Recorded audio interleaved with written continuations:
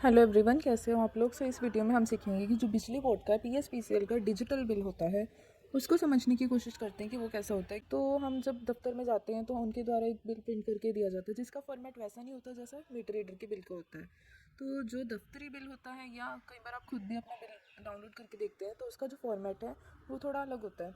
तो उस बिल को समझने की कोशिश करते हैं कि उसमें क्या क्या चीज़ें दी गई होती हैं। तो हमारे बिल में सबसे ऊपर होता है हमारा नाम। जिस भी कंज्यूमर का बिल है, मतलब कि किसी मेल का है या फीमेल का है, अगर किसी मेल का बिल है तो उसका पहले नाम होगा और उसके पिता का नाम होगा। अगर फीमेल का बिल है तो उसमें उसका उस लेडी का नाम होगा और उसके बाद उसके पति का नाम होगा या फिर उसके पिता का नाम होगा। तीसरे नंबर पे हमारे पास होता है विलेज या सिटी जिसको वो बिलोंग करते हैं। ठीक है, तो ये 3 लाइनों में हमारे पास एड्रेस दिया होता है, उस पर्सन का पर्सनल इन्फॉर्मेशन होती है। चौथे नंबर पे उसका मोबाइल नंबर होता है और 5वें नंबर पे उसकी ईमेल एड्रेस होती है। फिर आगे छठे नंबर पे हमारे पास है सर्कल। ठीक है, तो पीएसपीसीएल में 5 जोन्स होते हैं और हर एक जोन को आगे सर्कल्स में डिवाइड किया जाता है। तो जैसे पटियाला सर्कल, संगरूर सर्कल, तो मतलब सर्कल्स में डिवाइड किया जाता है हर एक जोन को और आगे हर एक सर्कल को डिविजन्स में डिवाइड किया जाता है। मतलब पटियाला में कई सारी डिविजन्स हैं और उसके बाद हर एक डिवीज़न को आगे सब डिविजन्स में डिवाइड किया जाता है। टाउन वाइज ही होता है ज़्यादातर ये।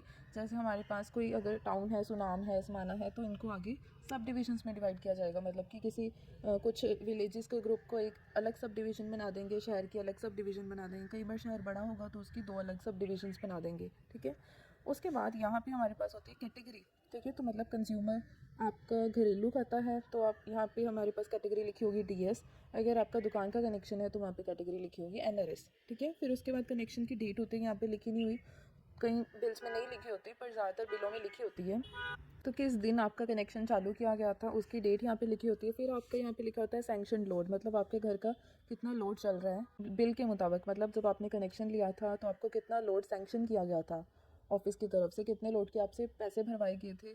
ठीक है, तो वो यहाँ पे लिखा होता है। फिर उसके बाद एसीडी लिखी होती है। एसीडी का मतलब होता है एडवांस्ड कंजम्पशन डिपॉजिट। मीन्स आप सिक्योरिटी जो भरते हैं, वो जब आप कनेक्शन लेते हैं ना तो आप शुरुआत में कुछ रुपए भरते हैं तभी आपको कनेक्शन दिया जाता है। तो उसमें एक चीज़ होती है एसीडी, मतलब आपकी जो सिक्योरिटी होती है वो यहाँ पे लिखी होती है। ये आपके लोड के अकॉर्डिंग होती है, कितना लोड आप ले रहे हैं सैंक्शन लोड के अकॉर्डिंग आपसे एसीडी भरवाई जाती है।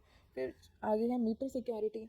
तो एक तरह की सिक्योरिटी है हमारे पास एसीडी और दूसरी है मीटर की सिक्योरिटी भी भरवाई जाती है आपसे, क्योंकि आपको पता है कि मीटर पीएसपीसीएल की तरफ से लगाया जाता है तो उसकी सिक्योरिटी वो आपसे भरवाते हैं। ये टाइम टू टाइम रेट अब बढ़ते जाते हैं। पहले किसी टाइम पे ये 450 रुपये होते थे, 550 होगी, अब इसमें बिल में लिखा हुआ है 600 रुपये। ठीक है, फिर नेक्स्ट है बिलिंग साइकिल। तो आपको पता होना चाहिए कि आपके बिल वैसे 2 महीने में एक बार आते हैं। ठीक है, तो मतलब 12 महीने में 6 बिल आते हैं। ठीक है ना, तो ये तीसरा साइकिल का मतलब क्या है कि अप्रैल से साइकिल स्टार्ट होता है। मतलब अप्रैल मई का एक साइकिल, फिर आगे जून जुलाई का दूसरा साइकिल, आगे अगस्त सितंबर का तीसरा साइकिल। ठीक है, तो इससे पता लगता है कि ये किस पीरियड का बिल है। ठीक है, उसके बाद मीटर का स्टेटस यहाँ पे लिखा हुआ है। मीटर स्टेटस ओ लिखा हुआ है, बिल स्टेटस ओके। ठीक है, मीटर स्टेटस वैसे ज़्यादातर बिलों का ओ ही होता है। क्यों? क्योंकि आपका मीटर सही चल रहा है, इससे पता लगता है। स्टेटस कई और तरह के भी होते हैं, जैसे कि एफ़ होता है कई बार लिखा हुआ, कई बार आर या डी भी लिखा होता है। तो वो सारे स्टेटस सही नहीं होते, मतलब कि आपके बिल एवरेज के आ रहे हैं।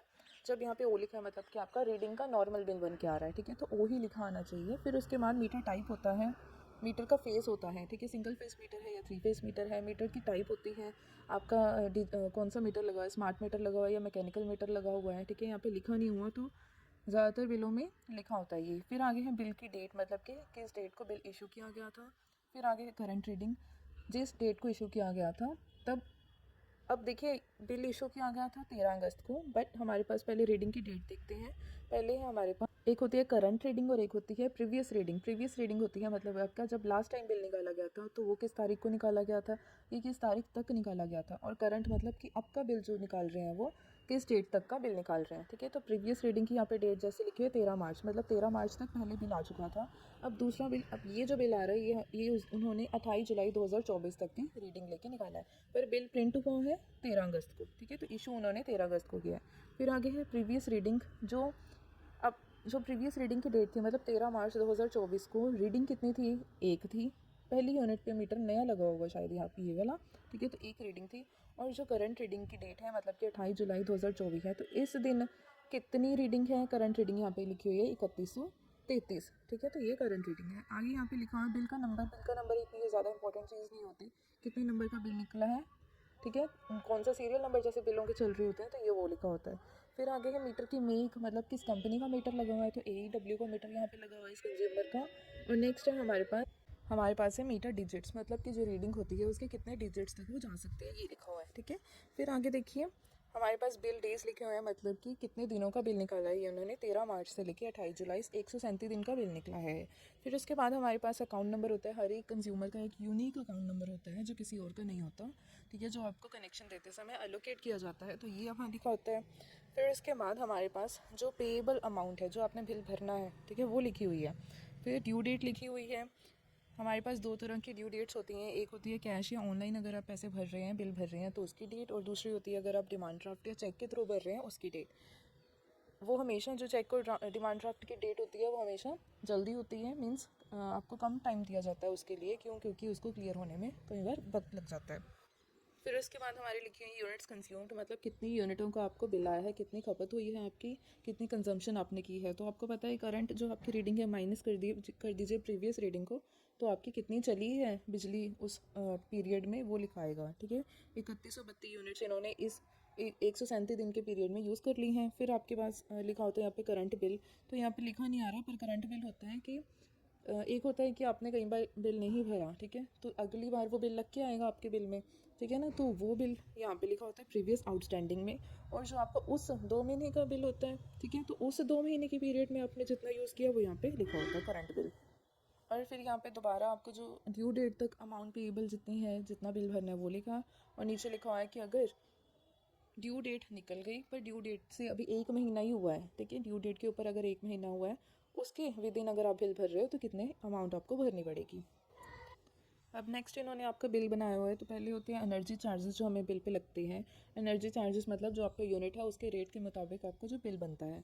तो यूनिट्स के रेट हमारे इक्वल नहीं होते, पहले कुछ यूनिट्स 3 स्लैब्स होती हैं, ठीक है, सबसे पहले होती है आपके पास जो 200 यूनिट्स तक की स्लैब होती है, मीन्स 60 दिन की हमारे पास 200 यूनिट्स होती हैं, 30 दिन की हमारे पास 100 यूनिट्स होती हैं पहली स्लैब में। ठीक है, उसी तरह अगर 30 दिन का बिल बना हुआ है तो हमारे पास दूसरी स्लैब होती है 30 दिन की। पहली स्लैब ये होगी 100 यूनिट्स की, दूसरी स्लैब होती है 100 से 300 तक की, ठीक है, 101 से 300 तक की।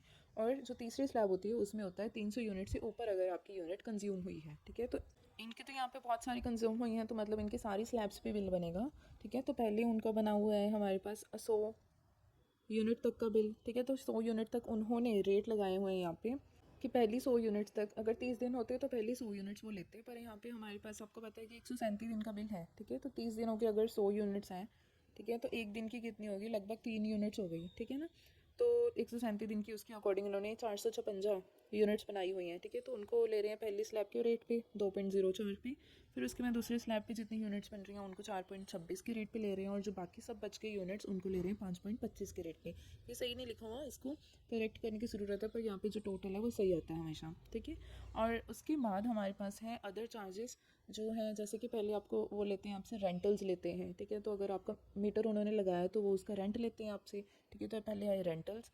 फिर अगर कोई आपको सब्सिडी मिल रही है तो वो यहाँ पे लिखे जाते हैं। मान लीजिए आप किसी कैटेगरी को बिलोंग करते हैं, मान लीजिए आप SC या BC कैटेगरी को बिलोंग करते हैं, तो वहाँ पे आपको सब्सिडी दी जाती है। या फिर आप एक बोर्ड एम्प्लॉई हैं, जो पुराने बोर्ड एम्प्लॉयज़ होते थे उनको सब्सिडी दी जाती थी। ठीक है, तो वो यहाँ पे लिखी होती है। और उसके बाद अगर कोई फ्यूल कॉस्ट या प्रीवियस आउटस्टैंडिंग है तो वो यहाँ पे लिखे होते हैं।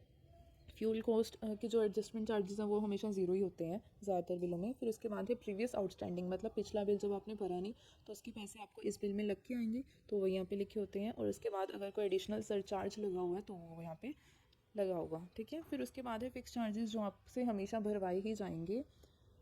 मान लीजिए कि आपकी कंजम्पशन ज़ीरो है, वैसे जो अब आपको पता है कि हमें सब्सिडी मिल रही है कि अगर 600 यूनिट तक आपका बिल चला है, मीटर चला है, तो आपको बिल नहीं भरना पड़ता। मान लीजिए आपकी दुकान का कनेक्शन है, ठीक है, तो आपको अगर आपका मीटर बिल्कुल नहीं चला, ज़ीरो कंजम्पशन है, फिर भी आपसे फिक्स्ड कॉस्ट एक भरवाई जाती है। ठीक है, या कोई और कनेक्शन है तो आपसे एक फिक्स्ड कॉस्ट तो भरवाएंगे ही भरवाएंगे, चाहे आप मीटर नहीं यूज़ कर रहे। ठीक है, तो वो यहाँ पे लिखी होती है। फिक्स चार्जेस को कैसे कैलकुलेट करते हैं, वो सबसे पहले लेते हैं कि आपका सैंक्शन लोड कितना है, 3.61 था इस कंज्यूमर का, फिर उस लोड का 80% कर लेते हैं वो। फिर एक फ़िक्स चार्जेस का रेट होता है, ये रेट अलग अलग होता है आपके लोड के अकॉर्डिंग।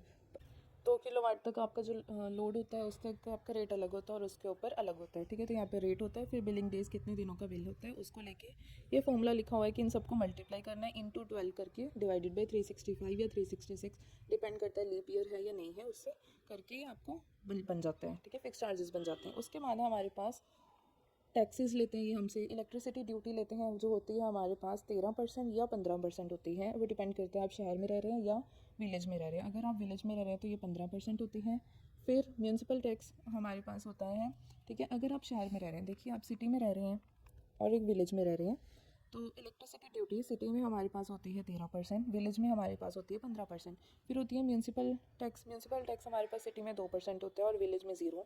फिर एक होता है IDF जो हमारे पास दोनों में 5% होता है। तो टोटल टैक्स उन्होंने 20% ही लेना है, ठीक है। तो डिवीज़न अलग अलग होती है सिटी या विलेज की, तो वो लेते हैं ये 5%। ये किस चीज़ का होएगा, आपके जो एनर्जी चार्जेस थे उनको प्लस आपके जो फिक्स चार्जेस इन दोनों को अगर आप ऐड कर दें तो उन पे ये 15%, 13% या 5% करके निकालते हैं। फिर टोटल टैक्सेस आ गए और इसके बाद हमारे पास आते हैं, फिर से यहीं पे लिखा हुआ है अनपेड एरियर, जो आपने बिल नहीं भरा तो वो दोबारा लिखा आ गया। जो करंट चार्जेस हैं यहाँ पे लिखे आते हैं। फिर प्रीवियस आउटस्टैंडिंग, अगर मान लीजिए आपके बिल में उन्होंने आपको कोई एडजस्टमेंट की है, कोई आपका बिल ठीक किया था तो आपका कुछ एडजस्टमेंट्स हो रही हैं तो वो यहाँ पे लिखी आएंगी। सन्ड्री चार्जेस, बिजली बोर्ड की तरफ से आपको किसी चीज़ के पैसे चार्ज किए जा रहे हैं, ठीक है, तो यहाँ पे लिखे आते हैं सन्ड्री में। अलाउंस में लिखे आते हैं कि अगर उनके द्वारा आपको कोई माफ़ी दी जा रही है या फिर आपको कोई बिल ठीक करके आपको कोई रिफ़ंड किया जा रहा है तो यहाँ पे लिखे होते हैं, ठीक है। फिर लिखे आते हैं पिछले जो आपके 6 साइकिल्स हैं उनके कंजम्पशन की, आपकी कितनी कितनी कंजम्पशन के बिल आपको चार्ज किए गए थे, और आपकी जो लास्ट पेमेंट है, मतलब कि आपने इससे पहले जब भी बिल भरा था उसकी जो अमाउंट है और उसकी जिस दिन भरा गया था वो यहाँ पे लिखा आता है, ठीक है। और इसके बाद हमारे पास उनकी जो हेल्प सेंटर है उनका नंबर, व्हाट्सएप, मिस्ड कॉल कहाँ पे दे सकते हैं, SMS कहाँ कर सकते हैं, ईमेल कहाँ कर सकते हैं, हेल्प सेंटर का नंबर, ठीक है। तो ये सारी चीज़ें यहाँ पे लिखी होती हैं, ओके। तो इस तरह से जो आपका बिजली बोर्ड का बिल है मैंने आपको समझाने की कोशिश की है। अगर आपको कोई डाउट्स हैं तो आप कमेंट सेक्शन में लिख सकते हैं। Thank you so much.